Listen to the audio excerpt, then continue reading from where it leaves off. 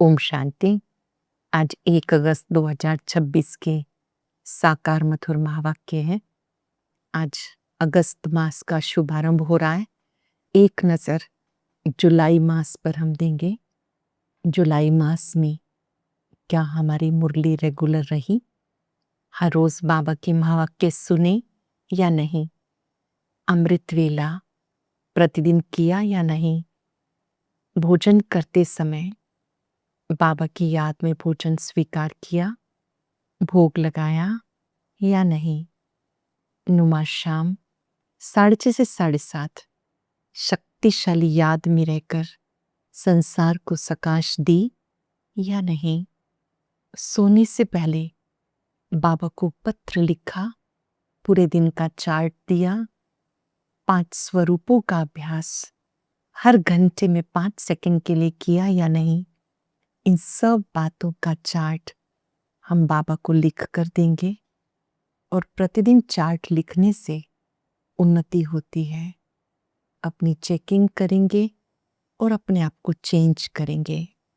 जो कार्य बाबा मुरली में देते हैं उसको अटेंशन से करना है। भगवान वाच जो ईश्वरीय महावाक्यों को अटेंशन से सुनते हैं, अभ्यास करते हैं, तो आत्मा उन्नति की ओर अनुभव करती है, उड़ती कला का अनुभव करती है। आज मन ही मन दृढ़ संकल्प करेंगे, पूरा अगस्त मास अमृत वेला अटेंशन से करेंगे। मुरली भी एकाग्र होकर सुनेंगे। डायरी पेन लेकर बैठेंगे, मुख्य मुख्य पॉइंट्स को अपने पास लिखेंगे और दोहराएंगे। बीच बीच में ट्रैफिक कंट्रोल जरूर करेंगे। नुमा शाम बाबा की याद में बैठकर संसार को प्रकाश देंगे। छोटे छोटे अभ्यास आत्मा के अंदर शक्ति भरते हैं, परिवर्तन भी लाते हैं। आज की मधुर मुरली में बाबा ने स्वचिंतन का महत्व समझाया। स्वयं का चिंतन उन्नति की सीढ़ी है, पर चिंतन पतन की जड़ है। स्वचिंतन शुभ चिंतन करना है, पर चिंतन नहीं करना है। सच्चे बाबा से सच्चे रहना है, कभी भी झरमुई झंगमुई नहीं करनी, व्यर्थ की बातों की लेन देन नहीं करनी, संसार समाचार की लेन देन जिससे आत्मा गिरती कला में आती है वो नहीं करनी है। बाबा ने याद दिलाया, बाबा प्यार का सागर है। न केवल प्यार का, पर वो ज्ञान का भी सागर है। वही आकर ये ज्ञान देते हैं कि आप आत्मा रूप में भाई भाई हो। देह को भूलो, अपने को आत्मा समझो। बाबा जो ज्ञान देते हैं इससे आप पूज्य बन जाते हो, धीरे धीरे फिर पुजारी बन जाते हो। और शरीरी बनने का अभ्यास आत्मा में देहभान को खत्म करता है, नाम रूप की बीमारी से मुक्त करता है। यही वो अभ्यास है जिससे कर्मेंद्रियां शांत शीतल हो जाती हैं। बाबा ने कहा कि बाबा के जब आप बनते हो आपकी माया से लड़ाई शुरू हो जाती है। डरना नहीं। 5 विकारों को माया कहते हैं। ये आपकी परीक्षा लेंगे, आप याद करेंगे तो जीत आपकी निश्चित है। आज पूरा दिन अटेंशन रहे कि स्वचिंतन शुभ चिंतन करना है, पर चिंतन से मुक्त रहना है। कोई करे भी सही तो हमें कहना है कि मेरा आज व्रत है, और जिनकी कमी वो सुना रहे हैं उनकी विशेषता सुननी है कि आप बताएं उस आत्मा में कौन सा अच्छा गुण है। सुनते हैं बाबा के मधुर बोल। बाबा ने कहा, मीठे बच्चे, पर चिंतन छोड़ अपना कल्याण करो। तुम सोने जैसे बनकर औरों को रास्ता बताओ। पर चिंतन छोड़ अपना कल्याण करो, तुम सोने जैसा बनकर औरों को रास्ता बताओ। क्वेश्चन है, अशरीरी बनने का अभ्यास जो सदा करते रहते हैं उनकी मुख्य निशानी क्या होगी? वो हट से कर्मेंद्रियों को वश नहीं करते। उनकी कर्मेंद्रियां स्वतः ही शीतल हो जाती हैं। हम आत्मा भाई भाई हैं, ये स्मृति स्वतः ही रहती है। देहाभिमान छूटता जाता है, नाम रूप का नशा खत्म होता जाता है। कभी किसी के अट्रैक्शन में वो नहीं आएंगे, किसी व्यक्ति विशेष में नहीं फंसेंगे, दूसरों की याद नहीं आती। गीत है, तू प्यार का सागर है, तेरी एक बूंद के प्यासे हम, तुम शांति। ये कोई सिर्फ प्यार का सागर नहीं, ज्ञान का भी सागर है। ज्ञान और अज्ञान, ज्ञान को दिन, अज्ञान को रात कहा जाता है। ज्ञान अक्षर अच्छा है, अज्ञान अक्षर बुरा है। आधा कल्प है ज्ञान की प्रारब्ध, आधा कल्प है अज्ञान की प्रारब्ध। अज्ञान के प्रारब्ध है दुख, ज्ञान की प्रारब्ध है सुख। ये तो बहुत सहज समझने की बात है। दिन है ज्ञान का, रात है अज्ञान, ये किसी को पता नहीं। ज्ञान किसको कहते हैं, अज्ञान किसको कहते हैं, ये बेहद की बातें हैं। तुम सबको समझाते हो। ज्ञान से तुम पूज्य बन रहे हो। जब पूज्य बन जाते हो तो पूजा की सामग्री को जान जाते हो। ये भी तुम जानते हो, ये जो मंदिर आदि हैं ये यादगार हैं, उनकी जीवन कहानी को तुम जानते हो। जो पूजा करने वाले हैं वो खुद नहीं जानते। पूजा को भक्ति कहा जाता है। भगवान को भक्तों से मिलना है, भक्ति का फल देने के लिए। सो भगवान आकर पुजारी से पूज्य बनाते हैं। पूज्य सतयुग में और पुजारी कलयुग में होते हैं। तुम बच्चे जानते हो आज क्या है, कल क्या होना है। आज क्या है, कल क्या होना है, कैसे नई दुनिया आनी है। नई दुनिया के नज़ारे आप स्वयं जानते हैं और कोई भी नहीं जानते। परिवर्तन तो होना ही है, कोई भी समय हो सकता है। तैयारी हो रही है, गाया हुआ है। अनेक कुदरती आपदाएं होती हैं, ये तो लिख देना चाहिए। गृहयुद्ध, कुदरती आपदाएं, कोई भी इनको ईश्वरीय आपदा नहीं कहेंगे। प्राकृतिक आपदाएं अलग चीज है, बाढ़ आना, सूखा पड़ जाना, भूकंप आना, इन्हें ईश्वरीय आपदा नहीं कहेंगे। विनाश में भी मदद करेंगे। मूसलाधार बरसात होगी, अर्थक्वेक होगी, इनके द्वारा ही परिवर्तन होना है। बच्चे जानते ये तो जरूर होना है, नहीं तो सतयुग में इतने थोड़े मनुष्य फिर कैसे होंगे। जरूर नई दुनिया आएगी तो पुरानी दुनिया जाएगी, ये तो परिवर्तन होना ही है। अब तुम्हें योग बल जमा करना है। 5 तत्व सतयुग में सतो प्रधान होते हैं। पतित पावन बाप आकर पावन बनाते हैं और सब खलास हो जाते हैं। जानते हो पावन कैसे बनते हैं? रास्ता बहुत सहज बताते, मनुष्य कुछ भी नहीं जानते। बाबा बहुत सहज रास्ता बताते हैं। पतित से पावन बनने का रास्ता, बाबा की याद। अब तुम बाबा से अपनी जीवन कहानी सुनते हो, तुम बच्चों को समझ मिलती है। बाबा ने हम सबको 84 जन्मों की कहानी सुनाई है और कोई भी ये कहानी नहीं जानते। परम पिता परमात्मा ही जीवन कहानी स्वयं आकर के बताते हैं। उनकी जीवन कहानी भी कोई नहीं जानते हैं। आदि मध्य अंत को तुम जानते हो। जबकि बाप आकर पतितों को पावन बनाते हैं, फिर मध्य में भक्ति का पाठ चलता है। बाबा कहते इस समय मैं आके स्थापना करता और कराता हूं। मैं करन करावन हार हूं। प्रेरणा को करना नहीं कहेंगे। बाबा आकर कर्मेंद्रियों द्वारा कार्य कराते हैं, प्रेरणा की बात नहीं। हम सब जानते हैं निराकार शिव बाबा ब्रह्मा बाबा के तन में आते हैं, ज्ञान सुनाते हैं, स्थापना का कार्य करते हैं। प्रेरणा की बात नहीं। करण करावनहार जरूर सम्मुख ही कराएंगे। प्रेरणा से तो कुछ नहीं हो सकता। आत्मा बिना शरीर कुछ भी नहीं कर सकती। बहुत कहते हैं ईश्वर ही प्रेरणा से सब कुछ करता है। बाबा प्रेरणा करो, हमारे पति की बुद्धि ठीक हो जाए। बाबा कहते प्रेरणा की तो इसमें बात ही नहीं।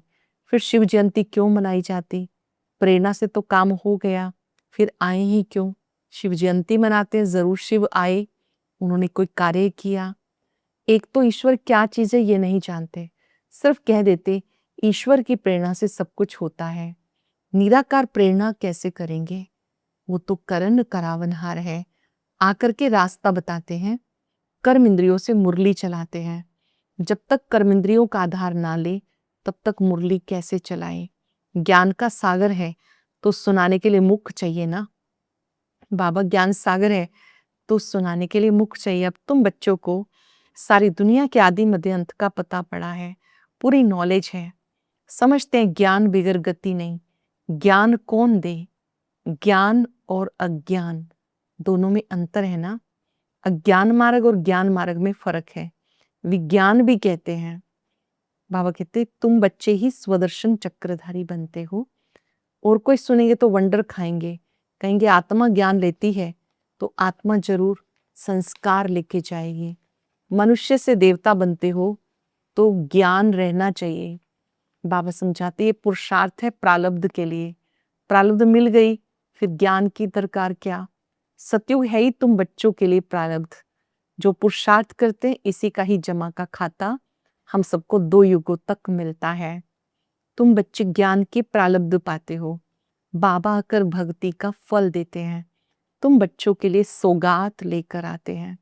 जब बाबा आते हैं तो सौगात लेके आते हैं। माया श्रेष्ठाचारी बनने में बहुत विघन डालती है, एकदम नाक पकड़ लेती है, ऐसे गिरने वालों को बहुत चोट लगती है। बाबा कहते बहुत पवित्र रहने में हिम्मत चाहिए।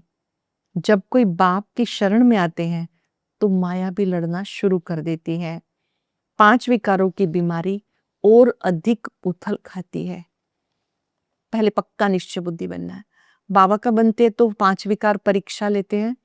बाबा कहते ये बीमारियां भी उथल खाती हैं, पक्का निश्चय बुद्धि बनो। जीते जी हम मरे हुए हैं, दुनिया में रहते हैं, कार्य करते हैं, सबसे डिटैच है, ट्रस्टी होकर रहते हैं, तो जैसे कि जीते जी मरे हुए हैं। यहाँ से लंगर उठा लिया है, कलयुगी विकारी किनारा तुमने छोड़ दिया। अब हम यात्रा पे जा रहे हैं, हम अशरीरी होकर अपने घर जाते हैं। आत्मा को ये ज्ञान है हम एक शरीर छोड़ दूसरे में जाएंगे। ग्रस्त व्यवहार में रहते कमल फूल समान पवित्र बन हम यात्रा पे रहते हैं। बुद्धि में याद रहे कि ये दुनिया कब्रिस्तान है, हम सुख धाम में जाएंगे। हमें बाबा वर्षा देने की युक्ति बता रहे हैं। पावन बनने के लिए हम योग में रहते हैं। पवित्र कैसे बनेंगे उसके लिए हम योग लगाते हैं। याद से भी कर्म विनाश होंगे, तब आत्मा शरीर छोड़ेगी। यात्रा कितनी वंडरफुल है। सिर्फ बाप को याद करो और अपनी राजधानी को याद करो, शिव बाबा को याद करो और सत्युगी राजधानी को याद करो। इतनी सहज बात भी माया याद नहीं करने देती। अल्लफ और बे माया ये याद भी नहीं करने देती। आत्मा को जो ज्ञान मिला, हमारा बाबा आया हुआ है। आत्मा पढ़ती है ना, आत्मा शरीर द्वारा जन्म लेती है। आत्मा भाई भाई है। देवाभिमान में आने से अनेक संबंध हो जाते हैं। अब तुम आत्मा रूप में भाई भाई हो, तो भाई बहन है तो ये प्रवृत्ति मार्ग हुआ ना। अपने को आत्मा समझना, इसमें मेहनत है। देह भान ना रहे, शरीर ही नहीं तो विकार कैसे आ सकते हैं। अपने को देह से न्यारी आत्मा समझे, सबको आत्मिक दृष्टि से देखे तो पवित्रता का गुण नेचुरल आ जाएगा। आत्मा जानती हमें प्राप्ति हो रही है, शरीर से डिटैच होते जाएंगे, कर्मेंद्रियां शांत होती जाएंगी। बाप कहते तुम्हें योग बल से अपनी कर्मेंद्रियों को वश में करना है। देही अभिमानी बनेंगे, कर्मेंद्रियां शांत शीतल हो जाएंगी। तुम बच्चे जानते हो देवी देवता बनने के लिए हमें पवित्र बनना है। देवात्मा तब बन सकते हैं जब पहले पवित्रता को धारण करें। बाबा कहते तुम्हें घर गृहस्थ में रहते हुए ये मेहनत करनी है। घर परिवार कारोबार कुछ भी छोड़ना नहीं, सब कुछ करते हुए भी न्यारे होकर के रहना है। और कुमारियों के लिए तो बहुत ही सहज है। कुमारियों का नाम भी निकाला है, कन्हैया नाम गाया जाता है ना।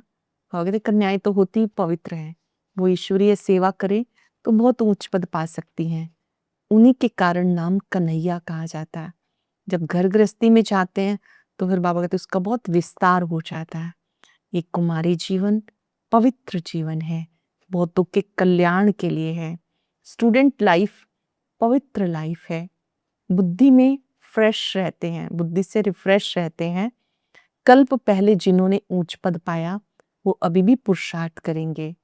बाबा कहते बच्चे मुझे याद करो और सब बातों को छोड़ दो, अपना कल्याण करो। बाप को याद करने में ही कल्याण है।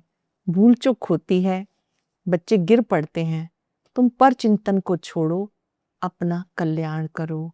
दूसरे चिंतन में जाओ ही नहीं, तुम सोने जैसा बन जाओ, औरों को भी रास्ता बताओ। सतो प्रधान बनने का एक ही उपाय है, पावन बनने बिगर मुक्ति धाम में जा नहीं सकते। उपाय एक ही है, फिर अंत मते सोगति हो जाएगी। झरमुई झंगमुई छोड़ दो, कौन क्या करता है, कैसे करता है, दूसरों का चिंतन पर चिंतन छोड़ दो, नहीं तो अपना नुकसान करेंगे। बाबा को श्राप नहीं देते, श्रीमत पर नहीं चलते तो आप ही अपने को श्रापित करते हैं। अगर श्रीमत पे नहीं चलते, अपने को आप ही श्रापित करते हैं। अच्छा, मीठे मीठे सिक्के लदे बच्चों प्रति माता पिता बाप दादा का याद प्यार। Good morning. रूहानी बाप की रूहानी बच्चों को नमस्ते। रूहानी बच्चों की रूहानी बाप दादा को याद प्यार, नमस्ते, गुड मॉर्निंग। शुक्रिया बाबा, शुक्रिया।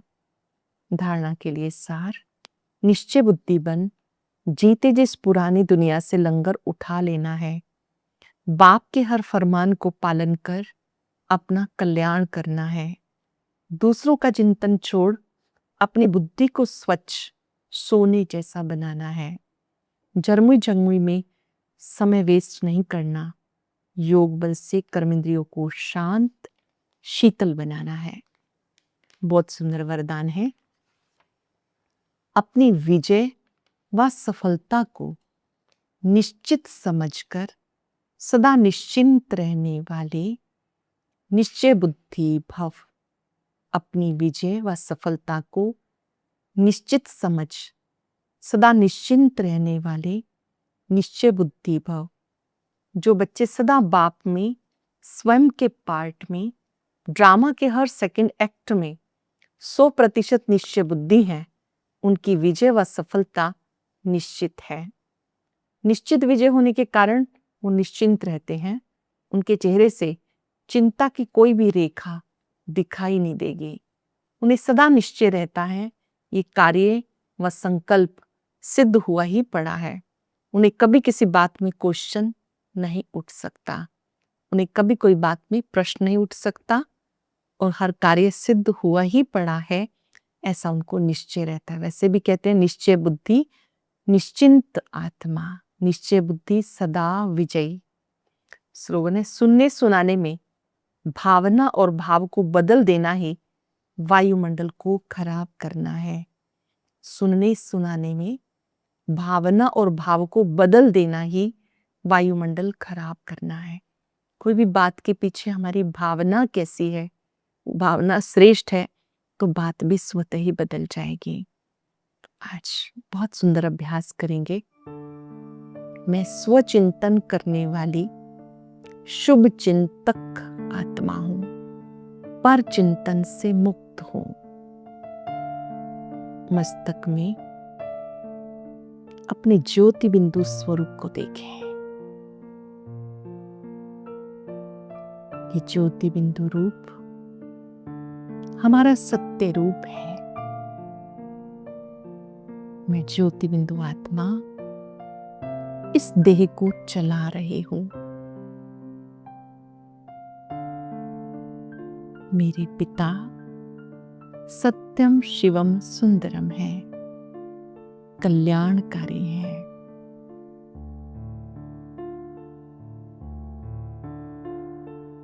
मैं शिव बाबा का बच्चा हूं,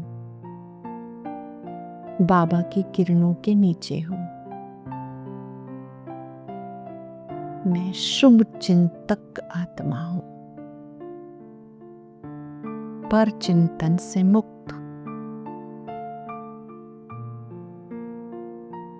स्वयं पर पूरा अटेंशन देंगे। हमें बाबा की महिमा करनी है, अपने अनादि गुणों को याद करना है, पर चिंतन से मुक्त रहना है। शुक्रिया बाबा, शुक्रिया। ओम शांति शांति।